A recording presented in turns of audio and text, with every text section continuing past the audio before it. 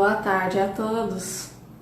Estamos começando mais uma live do Centro Espírita Fabiano de Cristo e hoje teremos palestra com o expositor André e o tema é o Consolador Prometido.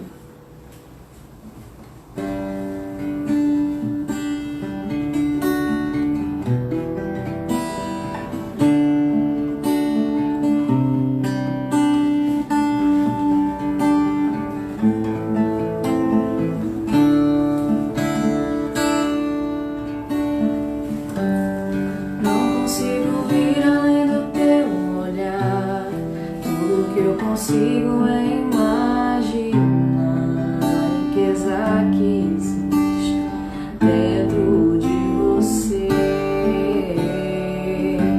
O ouro eu consigo só admirar, mas te olhando eu posso a Deus adorar.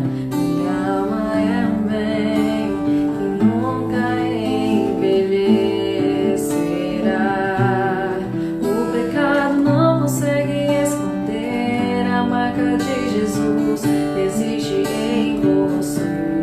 O que você fez ou deixou de fazer não mudou isso. Deus escolheu você. Sua raridade não está naquilo que você possui ou que sabe fazer. Isso é o mistério de Deus com você. Espelho que reflete a imagem do Senhor. Não chore se o mundo ainda não notou. Já é o bastante Deus reconhecer o seu valor. Você é precioso, mais raro que o ouro puro de ouvir. Se você desistiu, Deus não vai desistir. Ele está aqui pra te levantar se o mundo te fizer cair.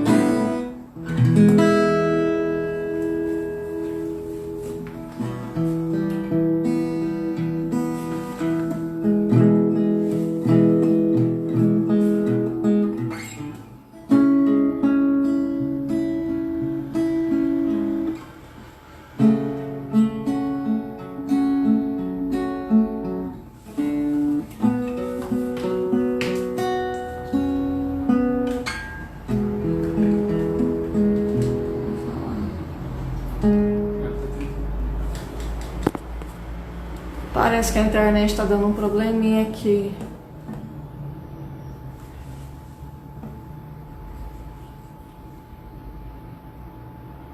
Ih.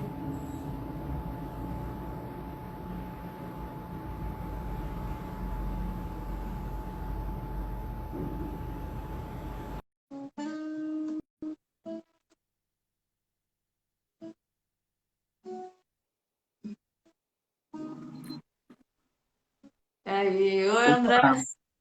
Ué, se não vai de um jeito, vai do outro, né? É, agora deu Tudo bem? certo. Joia? Tudo em paz? Tudo. Coisa Podemos boa. continuar? Mas Hã? vamos lá, pode pedir música para o final? Claro. Opa, então vamos de Lugar Secreto? No final, né? Isso. Tá, pode deixar. Então tá, música linda. Gostei muito dela. Ela é linda mesmo. Então, vamos lá. Vamos lá. Boa tarde a todos. Uma grande alegria, uma satisfação imensa a gente estar aqui novamente compartilhando esses momentos de aprendizado. Boa tarde para Rosana, lá do Saúde Integral. Todas as semanas ela está junto com a gente. A Gessiara, lá do Canedo. Gessiara, nova frequentadora do Fabiano, que está firme também. Varanda também tá online aí, né, Varanda? Saudade de todos e um abraço bem grande. Que breve a gente possa estar juntos novamente, se Deus quiser. O tema de hoje é um tema muito comum no meio espírita. E por ser muito comum, eu considero ele um tema, de certa forma, polêmico. Então, a gente vai procurar esmiuçar um pouco o tema O Consolador Prometido, que se encontra no Evangelho segundo o Espiritismo, capítulo 6, itens 3 e 4. É um tema já bastante conhecido, ele está sempre presente nas rotinas das palestras das casas espíritas. Então, desde a evangelização, que normalmente as pessoas têm uma certa tranquilidade, já sabem que o espiritismo é o consolador prometido por Jesus. No entanto, eu tenho uma certa cautela com essa ideia em si. O em si, para mim, é de certa forma perigoso. Afirmar peremptoriamente que o Espiritismo é o Consolador prometido por Jesus, me parece, de certa forma, meio dogmático. E, de certa forma, o Espiritismo ele se insurge contra a maior parte dos dogmatismos, justamente porque as ideias têm que ser trabalhadas, compreendidas, entendidas, e não simplesmente repetidas à revelia do bom entendimento.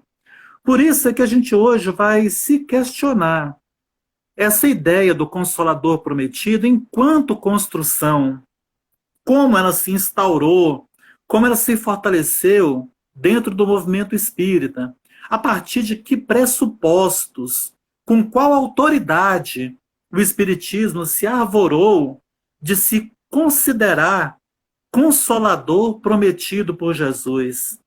Quais as condições de legitimidade dessa ideia?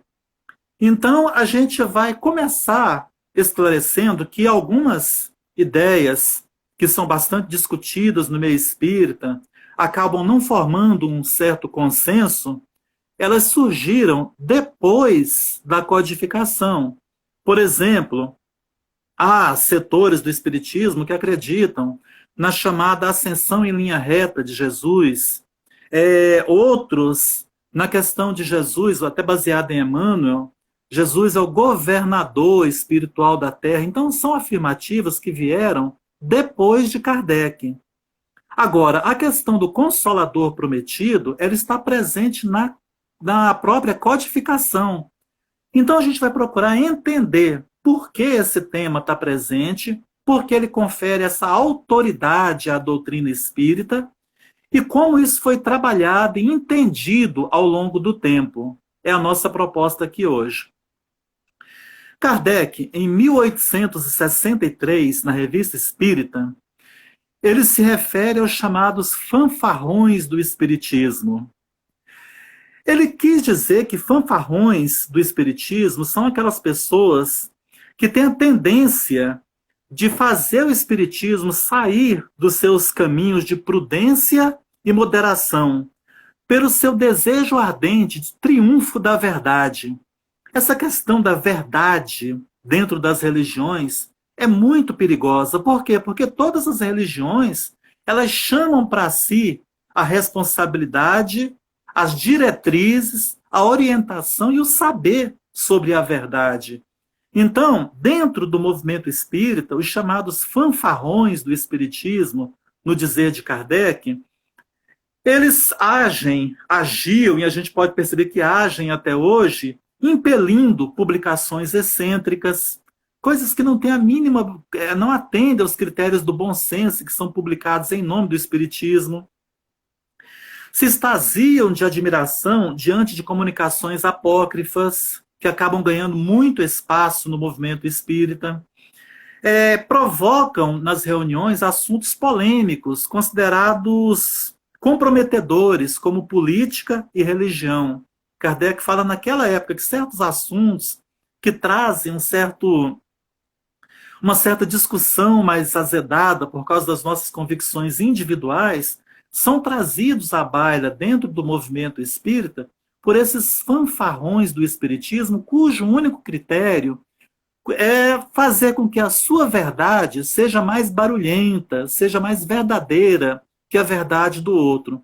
E nós sabendo hoje que pessoas de cunho, de orientação católica, evangélica, cada um também com o seu conjunto de saberes, conjunto de verdades auridos nas suas denominações religiosas, essas pessoas estão assistindo a nossa live hoje. Então, de certa forma, incomoda a gente falar que o Espiritismo é definitivamente o Consolador prometido por Jesus, porque se perguntarmos a um evangélico, a um protestante, assim como a um católico, ele também encontrará explicações para o Consolador.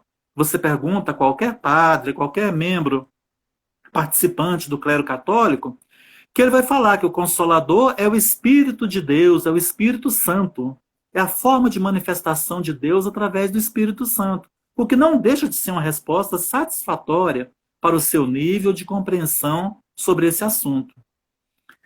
Bem, para a gente poder, então, solidificar essa contradição, a gente vai buscar em Nietzsche.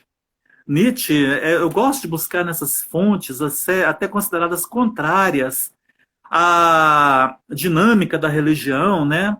Pessoas que trouxeram à lume grandes obras, justamente combatendo o sentido das religiões, e Nietzsche era um deles. Mas eu gosto muito da leitura de Nietzsche. Ele traz numa obra chamada Além do Bem e do Mal, ambientada no mesmo século de Kardec, no mesmo ambiente histórico de Kardec. Kardec também lutou com os mesmos fantasmas de Nietzsche, naquela fase de transição, onde haviam duas maneiras de encarar a realidade. Uma formada pela soma dos místicos, né, que pertenciam ao campo religioso, e outra dos racionalistas, dos cientificistas, dos cientistas que buscavam, através de saber acadêmico, derrubar os pressupostos do misticismo. Então, Kardec trilhou com maestria um caminho no meio dessa tradição e dessa modernidade. E, da mesma forma, Nietzsche ele procurou nessa obra, Além do Bem e do Mal, estabelecer critérios de superação dessas duas realidades, dessa dicotomia, como se uma fosse boa, a outra fosse má. E ele encontra explicações para isso, muito convincentes até. Então Nietzsche fala que um preconceito característico dos metafísicos de todos os tempos é, a partir de uma crença, esforçarem-se para alcançar um saber, e cria uma coisa que, afinal, será pomposamente batizada de verdade. Ou seja, é uma atitude mística, essa questão de você, a partir de um saber estabelecido com base em uma crença, você batizar aquele conjunto de saberes que te satisfazem de verdade absoluta. Então a gente tem que ter muito cuidado, ainda mais nessa dinâmica do mundo de hoje. A gente estava vivendo um momento também de transição, um momento de dualismo, do bem e do mal, nós e eles, dicotomia no sentido das religiões. É uma dificuldade imensa que a gente está vivendo nesse momento de hoje. Então, são tempos dolorosos de polarização que a gente está vivendo. Então, a gente vai ter cuidado hoje no nosso bate-papo para não engrossar essas fileiras dos espíritas fanfarrões. Ou seja, que a nossa verdade seja mais esclarecedora, mais verdadeira que a verdade do meu companheiro de outra religião. Que seja bem-vindo, está nos assistindo e é muito bem-vindo ao nosso meio. Bem, André Moril é um nome difícil de pronunciar. Eu fiquei olhando na internet hoje qual a pronúncia desse nome, meu Deus. Ele foi biógrafo de Kardec e escreveu no livro Obra e Vida de Allan Kardec que, para compreender o Espiritismo, a sua verdadeira natureza, sua definição genuína, assim como suas incursões filosóficas, é necessário volver ao fundador, àquele cujo nome continua a semear todas as tendências. Então, trazer o pensamento de Kardec para clarear essas questões, como Kardec pensava a respeito, é muito importante.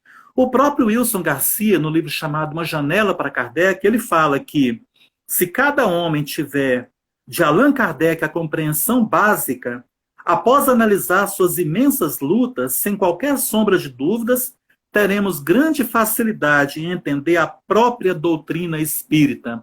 Então nós fomos buscar no pensamento de Allan Kardec que, como dizem alguns pensadores espíritas, Herculano Pires dizia, ele nasceu no dia 18 de abril de 1857, no dia do lançamento, da publicação do Livro dos Espíritos.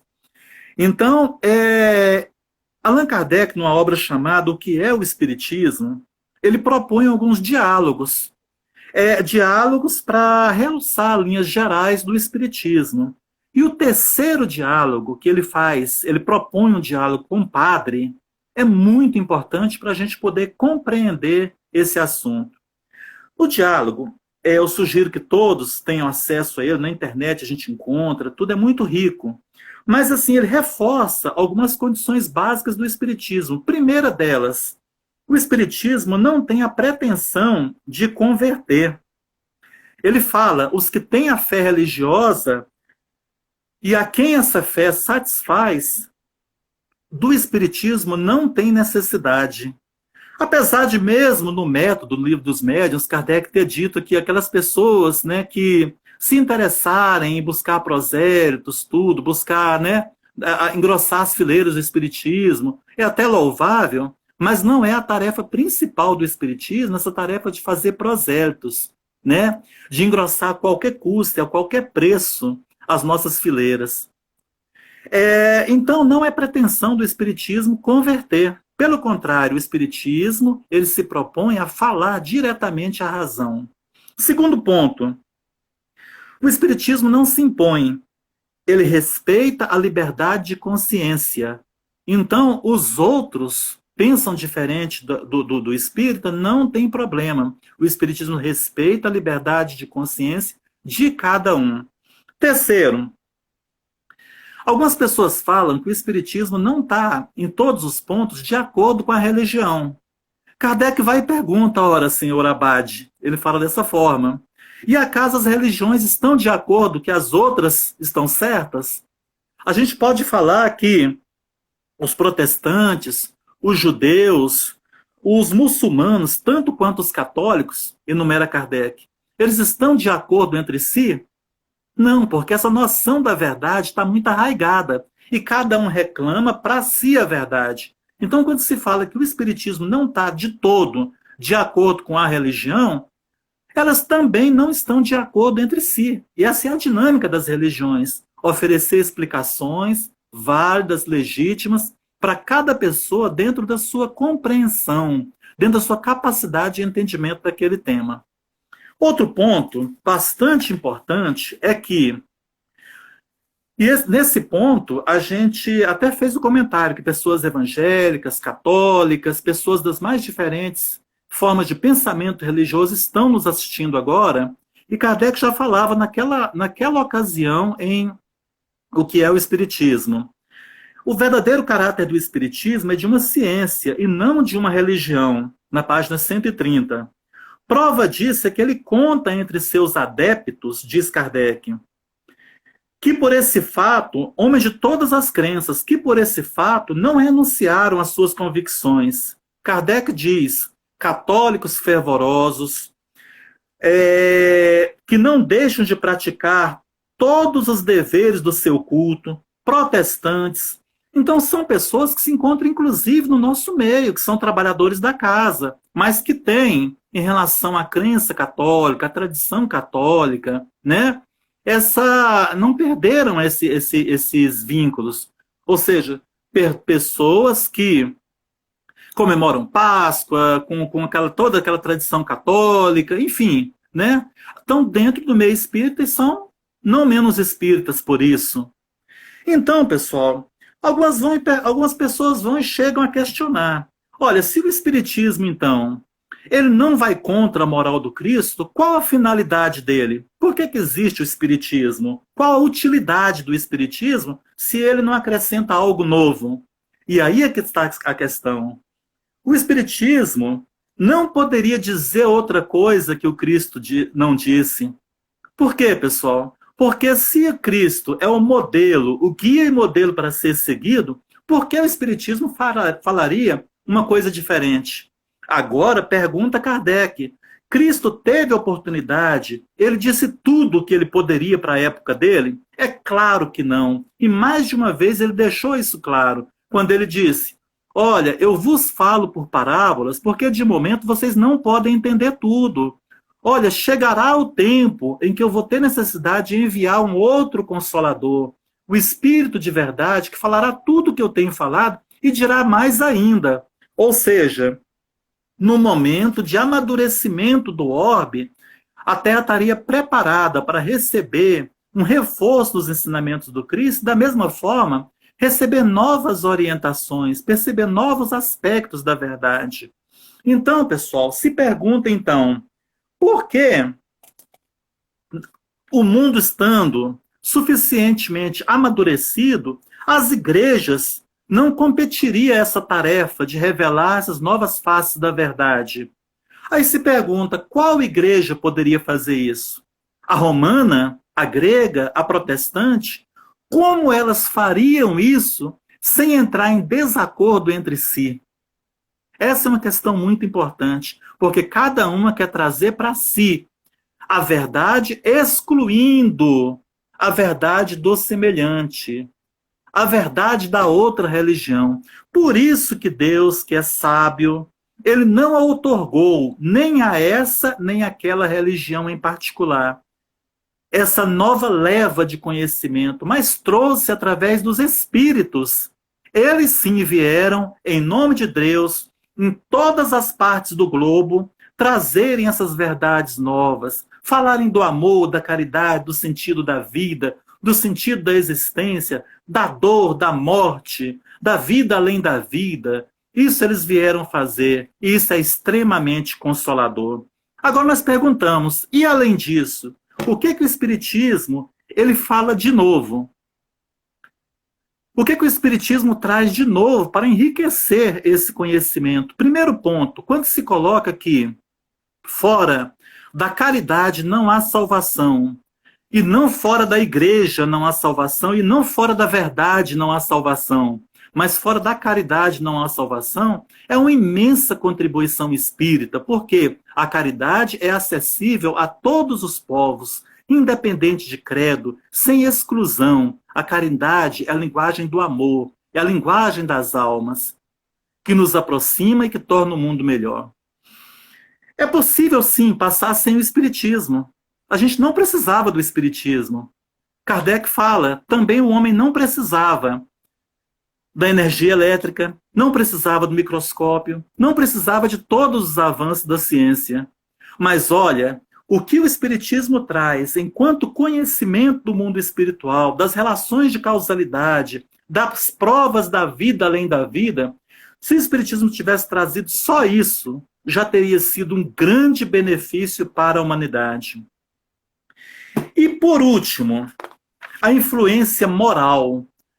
O maior inimigo das religiões é o materialismo, e o espiritismo ele bate de frente diretamente com o materialismo, quando ele abre as portas do mundo espiritual, quando ele prova, não através da fé cega, mas quando ele demonstra de forma palpável a existência da vida além da vida. Isso é uma imensa contribuição de repercussão, de influência moral na humanidade, porque começa a dar sentido para a nossa existência, sentido para o bem, para a bondade, para a nossa transformação. Então, gente, o Espiritismo, como diz Kardec, não é indispensável à salvação. Pode-se sim a pessoa vencer nessa existência, espiritualmente, levar uma vida linda, maravilhosa e vencer sem o Espiritismo. Mas o conhecimento espírita facilita extremamente o caminho.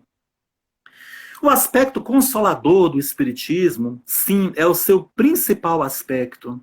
O Espiritismo consola porque oferece uma segurança diante da dor, inclusive das dores que estamos passando nesse momento.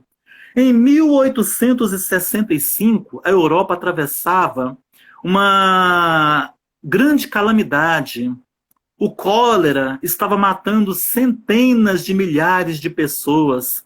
Kardec foi contemporâneo e ele escreveu na Revista Espírita um artigo em 1865 chamado O Espiritismo e o Cólera. Artigo muito rico e que eu gostaria até de sugerir aos organizadores, né, que é um tema que eu gostaria muito de falar numa próxima palestra, relacionando o tempo de Kardec, como Kardec encarava a questão da peste, do cólera, com esses nossos tempos de Covid-19. É um tema muito bacana que eu gostaria muito de falar sobre ele. Então, Kardec, nesse artigo, ele mostra uma carta de um advogado chamado Repos Filho, de Constantinopla, falando que, olha, aqui na nossa cidade, os jornais falam de 70 mil, de 100 mil mortes do cólera, mas quão grande é o consolo que o Espiritismo nos tem ofertado. Como o Espiritismo não nos torna imunes à dor. Como os espíritas também perecem vítima da peste, mas a compreensão, a calma, a tranquilidade, a fé no amanhã, aurida através do conhecimento espírita, é extremamente consoladora. E é por isso que nós podemos sim afirmar que o conhecimento espírita, o conhecimento revelado pelas vozes proféticas superiores, se encaixa dentro do perfil de consolador prometido pelo Cristo. Consolador que veio realizar essa principal tarefa de consolar, de abrir os véus que mantinham a terra em obscurantismo, na superstição, no medo da vida além túmulo, e nos mostra essa nova realidade. O Espiritismo, sim, é um consolador dentro desse aspecto de conhecimento, de causalidade da nossa existência.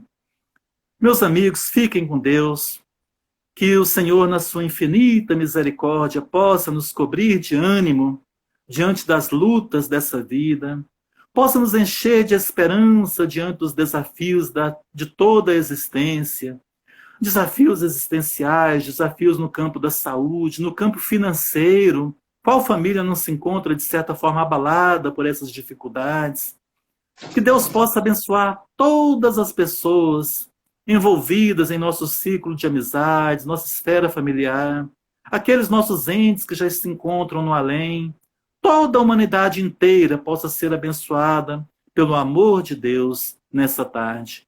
Fica conosco, Senhor, inspira-nos para o bem e nos qualifica para sermos depositários fiéis dos teus ensinamentos.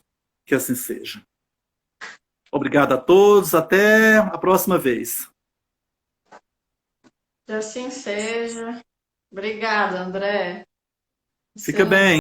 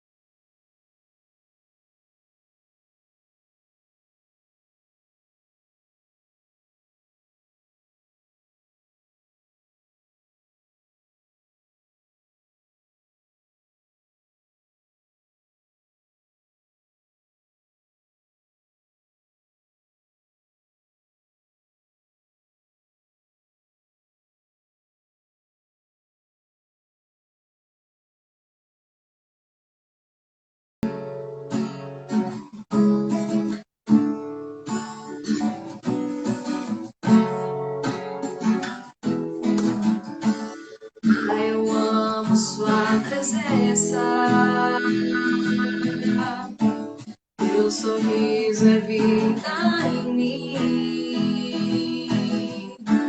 Eu seguro em suas mãos, confio em ti, confio em ti. Quero ir mais fundo, leva-me mais perto, onde eu te encontro, num lugar secreto, aos teus pés me rendo, pois a tua glória quero ver. Quero ir mais fundo, leva-me mais perto, onde eu te encontro, num lugar secreto, aos teus pés me rendo, pois a tua glória quero ver. Tudo que eu mais quero é te ver, envolve em tua glória, poder, tua majestade é real, tua voz ecoa em meu ser. Tudo que eu mais quero é te ver, envolve em tua glória, poder, tua majestade é real, tua voz ecoa em meu ser.